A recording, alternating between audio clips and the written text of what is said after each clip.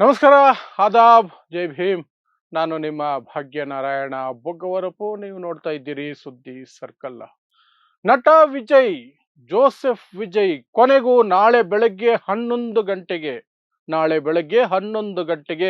ಮುಖ್ಯಮಂತ್ರಿಯಾಗಿ, ತಮಿಳುನಾಡಿನ ಮುಖ್ಯಮಂತ್ರಿಯಾಗಿ ಪ್ರಮಾಣ ವಚನವನ್ನ ಸ್ವೀಕರಿಸ್ತಾರೆ.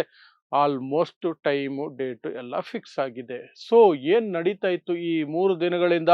ಮೋದಿ ಅಮಿತ್ ಶಾ ಆಟ ಒಂದಷ್ಟು ನಡೀತಾ ಇತ್ತು ತೆರೆಮೆರೆಯಲ್ಲಿ, ಅದಕ್ಕೂ ಸಹ ಓವರ್ ಆಗಿ ಬ್ರೇಕ್ ಬಿದ್ದಿದೆ. ಪ್ಲಸ್ ರಾಜ್ಯಪಾಲರು ಒಂದಷ್ಟು ಆಟ ಆಡಿದ್ರು, ಅದಕ್ಕೂ ಸಹ ಬ್ರೇಕ್ ಬಿದ್ದಿದೆ. ಹಾಗಾದರೆ ಏನ್ ನಡೀತು ಇವತ್ತು? ಹೇಗೆ ವಿಜಯ್ಗೆ ಪ್ರಮಾಣ ವಚನ ಸ್ವೀಕರಿಸೋದಕ್ಕೆ ಅವಕಾಶ ದಕ್ಕಿದೆ? ಹೇಗೆ 118 ಮ್ಯಾಜಿಕ್ ನಂಬರ್ ಅನ್ನು ಅವರು ತಲುಪಿದ್ದಾರೆ? ಯಾರೆಲ್ಲ ಬಹಿರಂಗವಾಗಿ ಪತ್ರದ ಮೂಲಕ ಇವರಿಗೆ, ಟಿವಿಕೆಗೆ ಬೆಂಬಲವನ್ನು ಘೋಷಣೆ ಮಾಡಿದ್ದಾರೆ, ವಿವರಿಸುವಂತಹ ಪ್ರಯತ್ನವನ್ನು ಮಾಡ್ತೀನಿ. ಸೊ ಕಳೆದ 3 ದಿನಗಳಿಂದ ತಮಿಳುನಾಡಿನಲ್ಲಿ ದೊಡ್ಡ ಮಟ್ಟದ ಬೆಳವಣಿಗೆಗಳು ನಡೀತಾ ಇತ್ತು. 2 ದಿನಗಳ ಅಂತರದಲ್ಲಿ ನಿನ್ನೆ ಮತ್ತು ಮೊನ್ನೆ 2 ಬಾರಿ ರಾಜ್ಯಪಾಲರ ಬಳಿ ವಿಜಯ್ ಹೋಗಿದ್ರು. ಟಿವಿಕೆ ಪಕ್ಷ ಅತಿ ದೊಡ್ಡ ಪಕ್ಷವಾಗಿ ಹೊರಹೊಮ್ಮಿದೆ. ಪ್ಲಸ್ ಕಾಂಗ್ರೆಸ್ ತನ್ನ ಬೆಂಬಲವನ್ನ ಪತ್ರದ ಮೂಲಕನೇ ಕೊಟ್ಟಿದೆ. ತಗೊಳ್ಳಿ ನಿಮ್ಗೆ ಲೆಕ್ಕ ಅಂತ ಹೇಳಿ ರಾಜ್ಯಪಾಲರ ಮುಂದೆ ಹೋಗಿದ್ರು. ರಾಜ್ಯಪಾಲ ರಾಜೇಂದ್ರ ಅರ್ಲೇಕರ್ ಇಲ್ಲ, ಸಾಲ್ದು. ಬಿಜೆಪಿ ಆಗಿದ್ದಿದ್ರೆ, ಟಿವಿಕೆ ಜಾಗದಲ್ಲಿ ಬಿಜೆಪಿ ಇದ್ದು ಬಿಜೆಪಿ ಒಂದು 70 ಸೀಟು ಬಂದಿದ್ರು ಸಹ ಇಮ್ಮಿಡಿಯೇಟ್ ಆಗಿ ಪ್ರಮಾಣ ವಚನ ಆಗಿರೋದು. ಅದನ್ನು ಈ ಹಿಂದೆ ನಾವು ನೋಡಿದ್ದೀವಿ. ಕರ್ನಾಟಕದಲ್ಲಿ ಯಡಿಯೂರಪ್ಪಗೆ ಪ್ರಮಾಣ ವಚನ ಕೊಟ್ಟಿದ್ದು ನೋಡಿದ್ದೀವಿ. ಬೆಳ್ಳಂಬೆಳಗ್ಗೆ ಸೂರ್ಯ ಹುಟ್ಟೋದಕ್ಕಿಂತ ಮೊದಲೇನೆ ಮಹಾರಾಷ್ಟ್ರದಲ್ಲಿ ಇಲ್ಲದೆ ಇರೋ ನಂಬರ್ಗಳಿಗೂ ಸಹ ಫಡ್ನವೀಸ್ಗೆ, ಅಜಿತ್ ಪವಾರ್ಗೆ ಮುಖ್ಯಮಂತ್ರಿ ಉಪಮುಖ್ಯಮಂತ್ರಿಯಾಗಿ ಪ್ರಮಾಣ ವಚನವನ್ನ ಒಂದು ಸಣ್ಣ ಪುಟ್ಟ ಆಫೀಸ್ ಒಳಗಡೆನೆ ರಾಜ್ಯಪಾಲರು ಕೊಟ್ಟಿದ್ದನ್ನು ನೋಡಿದ್ದೀವಿ. ಎಂಥೆಂಥದ್ದು ನೋಡಿದ್ದೀವಿ ಬಿಜೆಪಿ ಕಡೆಯಿಂದ ಸರ್ಕಾರ ರಚನೆಯ ಸಾಧ್ಯತೆಗಳಿದ್ದಾಗ. ಆದ್ರೆ ಇದು ಟಿವಿಕೆ ಅಲ್ವಾ, ಬಿಜೆಪಿಯ ಸೈದ್ಧಾಂತಿಕ ವಿರೋಧಿ. ಹಾಗಾಗಿ ಅವಕಾಶ ಇರಲ್ಲ. ಅಮಿತ್ ಶಾ, ಮೋದಿ ಏನ್ ಮಾಡ್ಬೇಕು ಅದನ್ನ ಮಾಡ್ಕೊಂಡು ಕೂತಿದ್ರು, ರಾಜ್ಯಪಾಲರು ಅದನ್ನೇ ಮಾಡ್ಕೊಂಡು ಕೂತಿದ್ರು. 118 ಸಹಿ ಬಂದ್ರೇನೆ ಆ ನಂತರವೇ ನಿಮಗೆ ಪ್ರಮಾಣ ವಚನ, ಇಲ್ಲ ಅಂದ್ರೆ ಇಲ್ಲ. ಅರ್ಲೇಕರ್ ಗಟ್ಟಿಯಾಗಿ ಕೂತರು. ಸೊ ನಿನ್ನೆ ಮೊನ್ನೆ ಎಲ್ಲ ದೊಡ್ಡ ಮಟ್ಟದಲ್ಲಿ ತೆರೆಮರೆಯಲ್ಲಿ ಸಾಕಷ್ಟು ಚರ್ಚೆಗಳು ನಡೀತಾ ಇತ್ತು. ಕಾಂಗ್ರೆಸ್ ಏನೋ ಓಪನ್ ಸಪೋರ್ಟ್ ವಿತ್ ಲೆಟರ್ ಕೊಟ್ಟಾಗಿತ್ತು, ಬಟ್ ಬೇರೆ ಇನ್ನೂ ಬೇಕಾಗಿತ್ತಲ್ಲ.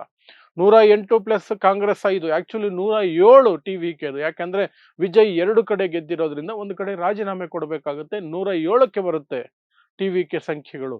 ಪ್ಲಸ್ 5 ಕಾಂಗ್ರೆಸ್ 112 ಆಯ್ತು.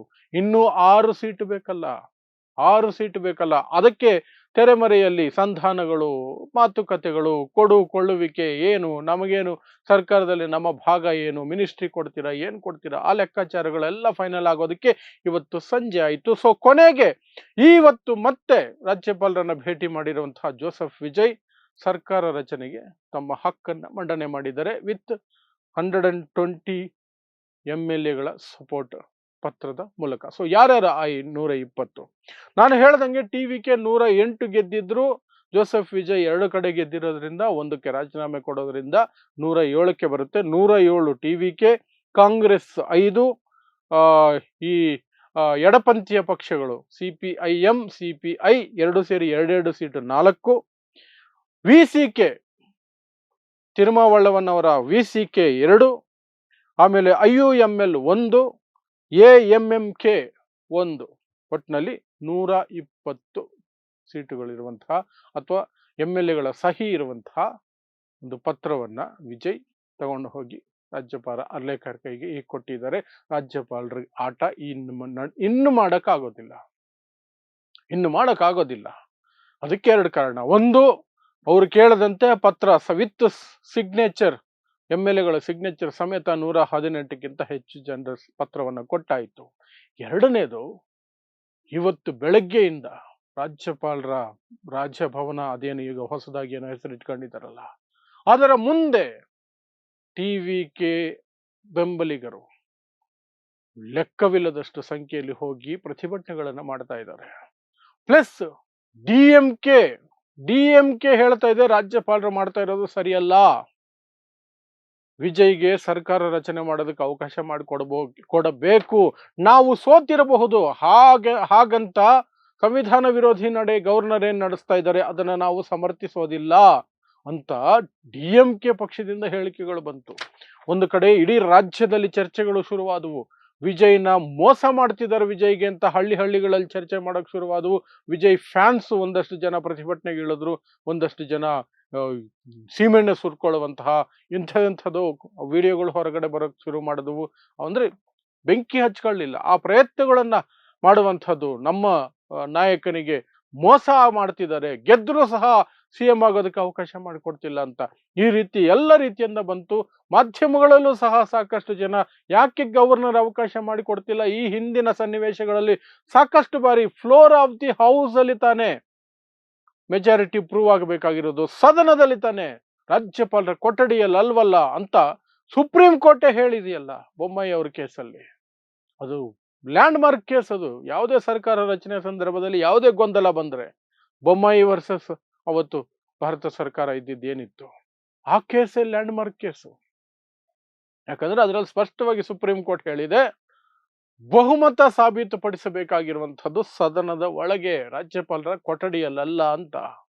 ಹಾಗಿದ್ದು ಸಹ ಅರ್ಲೇಕರ್ ಸಾಹೇಬರು, ನಾನೊಬ್ಬ BJPಯ ನಿಷ್ಠಾವಂತ ಕಾರ್ಯಕರ್ತನಾಗಿದ್ದವನು, ಅಲ್ಲಿಂದ ಬಂದಿರುವಂತಹ ವ್ಯಕ್ತಿ, ಹಾಗಾಗಿ ಮೋದಿ ಅಮಿತ್ ಶಾ ಯಾವ ದಿಕ್ಕು ತೋರಿಸ್ತಾರೋ ಆ ದಿಕ್ಕಿನಲ್ಲೇ ಕೆಲಸ ಮಾಡೋದು ನಾನು ಅಂತ ಇವರು ಪಟ್ಟು ಹಿಡಿದ ರೀತಿಯಲ್ಲಿ ನಿನ್ನೆಯಿಂದ ಕೆಲಸ ಮಾಡ್ತಿದ್ರು. ಅಮಿತ್ ಶಾ ಮತ್ತು ಮೋದಿಗಿದ್ದಂಥದ್ದು ಏನು ಅಂದ್ರೆ, ಕಾಂಗ್ರೆಸ್ ಬೆಂಬಲದಿಂದ ಇನ್ನೊಂದು ಸರ್ಕಾರ ಬರ್ತಿದೆ ಅಂದ್ರೆ ಅದು ಅವ್ರಿಗೆ ಬೇಕಾಗಿರ್ಲಿಲ್ಲ. ಅವರು ಪುಷ್ ಮಾಡ್ತಾ ಇದ್ರು AIADMK DMK ಮೈತ್ರಿ ಮಾಡ್ಕೊಂಡು ಯಾಕೆ ಸರ್ಕಾರ ರಚನೆ ಮಾಡಬಾರ್ದು ಅಂತ. ಬಟ್ ಅದೇನು ವರ್ಕೌಟ್ ಆಗ್ಲಿಲ್ಲ. ಈಗ AIADMK ಬಿರುಕು ಬಿದ್ದಿದೆ, ಅದು ತುಂಡಾಗೋ ಸಾಧ್ಯತೆಗಳು ಎಲ್ಲ ಇದೆ. 30-35 ಜನ AIADMK MLAಗಳು TVK ಸೇರ್ಕೊಳ್ಳುವ ಸಾಧ್ಯತೆಗಳಿದಾವೆ. ಬಟ್ ಅದು ಮುಂದಿನ ಬೆಳವಣಿಗೆ. ಬಟ್ ಈ ಕ್ಷಣಕ್ಕೆ 120 MLAಗಳ ಸಹಿ ಇರುವಂತಹ ಪತ್ರವನ್ನ ಜೋಸೆಫ್ ವಿಜಯ್ ಕೊಟ್ಟಾಗಿದೆ. ನಾಳೆ ಬೆಳಗ್ಗೆ 11 ಗಂಟೆಗೆ ಪ್ರಮಾಣ ವಚನ ಅಂತ ಟೈಮ್ ಫಿಕ್ಸ್ ಆಗಿದೆ. ಇದರ ನಂತರವೂ ಸಹ ಏನಾದರೂ ಡ್ರಾಮಾಗಳು, ಹೈ ಡ್ರಾಮಾಗಳು, ಟ್ವಿಸ್ಟ್ ಟರ್ನ್ಗಳು ನಡೀತವೆ ಅಂದ್ರೆ ಸಾಧ್ಯ ಇದೆ. ಇದು ಇಂಡಿಯಾ. ಈಗ ಮೋದಿ ಆಡಳಿತ ಇರೋದು ಮತ್ತು ರಾಜ್ಯಪಾಲರು ಮೋದಿ ಆಡಳಿತದಲ್ಲಿ BJPಯೇತರ ಸರ್ಕಾರಗಳಿಗೆ ಯಾವೆಲ್ಲ ರೀತಿಯಲ್ಲಿ ಕಾಟ ಕೊಡ್ತಾರೆ ಅನ್ನೋದನ್ನ ನಾವು ವಿಸ್ತೃತವಾಗಿ ನೋಡ್ಕೊಂಡು ಬರ್ತಾನೆ ಇದ್ದೀವಿ ಕಳೆದ 10-12 ವರ್ಷಗಳಲ್ಲಿ. ಸೊ ರಾತ್ರಿ ಕಳೆದು ಬೆಳಗಾಗುವಷ್ಟೊತ್ತಿಗೆ ಏನು ಬೇಕಾದ್ರೂ ಆಗಬಹುದು. ಬಟ್ ಈ ಕ್ಷಣಕ್ಕೆ ನಾಳೆಗೆ 11 ಗಂಟೆಗೆ ಬೆಳಗ್ಗೆ ವಿಜಯ್ ತಮಿಳುನಾಡಿನ ಮುಖ್ಯಮಂತ್ರಿಯಾಗಿ ಪ್ರಮಾಣ ವಚನ ಸ್ವೀಕರಿಸ್ತಾರೆ ಅಂತ ಫಿಕ್ಸ್ ಆಗಿದೆ ಅಷ್ಟೇ. ಸೊ ಇದಿಷ್ಟು ತಮಿಳುನಾಡಿನಿಂದ ಬರ್ತಿರುವಂತಹ ಸುದ್ದಿ. ನಾಳೆ ಬೆಳಗ್ಗೆ 11 ಗಂಟೆಗೆ ವಿಜಯ್ ಪ್ರಮಾಣ ವಚನ ಅಷ್ಟೇ. ಸೊ ಇಂತಹದ್ದೇ ವಿಶೇಷ ಸುದ್ದಿಗಳಿಗಾಗಿ ನೋಡ್ತಾ ಇರಿ ಸುದ್ದಿ ಸರ್ಕಲ್. ನಾನು ನಿಮ್ಮ ಭಾಗ್ಯನಾರಾಯಣ ಬೊಗ್ಗವರಪು.